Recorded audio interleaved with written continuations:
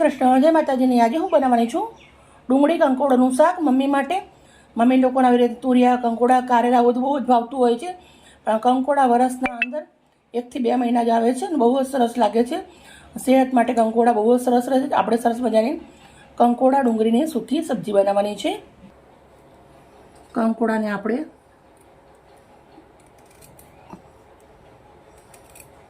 આવી રીતે સમારી દેવાના છે.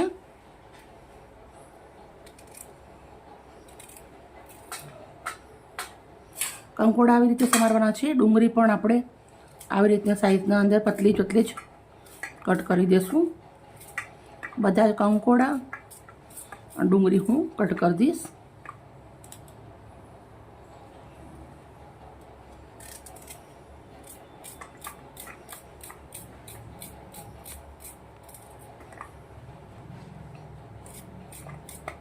એકદમ બહુ જ સરસ મજાની આ સબ્જી લાગે છે. રોટલી જોડે, ભાખરી જોડે, બધા જોડે સરસ લાગતી હોય છે. એકવાર જરૂરથી તમે બનાવજો. બધી ડુંગળી આપણે આવી રીતે સમારી અને રેડી કરી દીધી છે.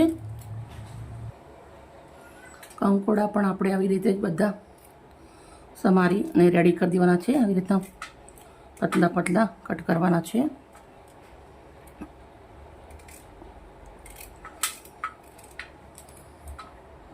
બંને સમારી અને રેડી કરી દીધું છે. લસણ ફોલીને બનાવવાની રીત ચાલુ કરીએ. કઢાઈના અંદર આપણે સરસોનું તેલ મૂકું છું, 1 મોટો ચમચો.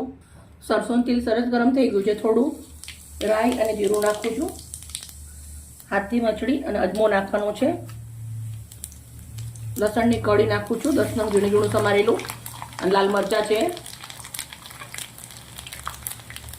થોડી હિંગ.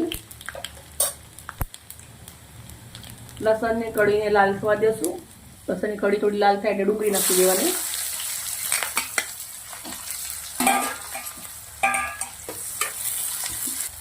ડુંગળી થોડી વાર આપણે 2 મિનિટ ચડવા દેશું તેલના અંદર. ડુંગળી થોડી સતરાઈ ગયા પછી આપણે અંદર આદુ લસણની પેસ્ટ નાખવાની છે, 1 ચમચી ભરીને.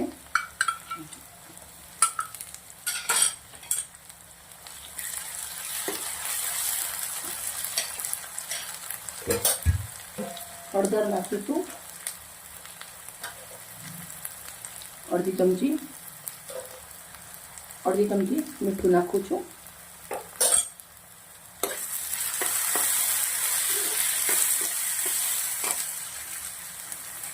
હવે આપણા કંકોડા નાખી દેવાના છે.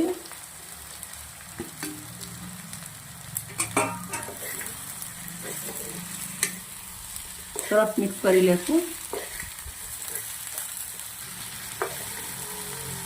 હવે આપણે ઢક્કણ ઢાંકી દેશું અને 5 મિનિટ સુધી ધીમા તાપે પાકવા દેશું.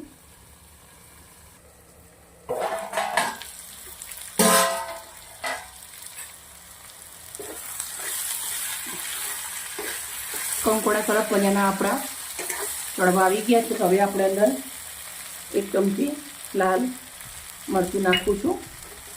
મરચું બાકી હતું એટલે મરચું નાખ્યા પછી સરસ મજાનું મિક્સ કરી દેવાનું છે. અને આવી રીતે ખુલ્લું રાખીને જ થોડી વાર ચડવા દઈશું આપણે.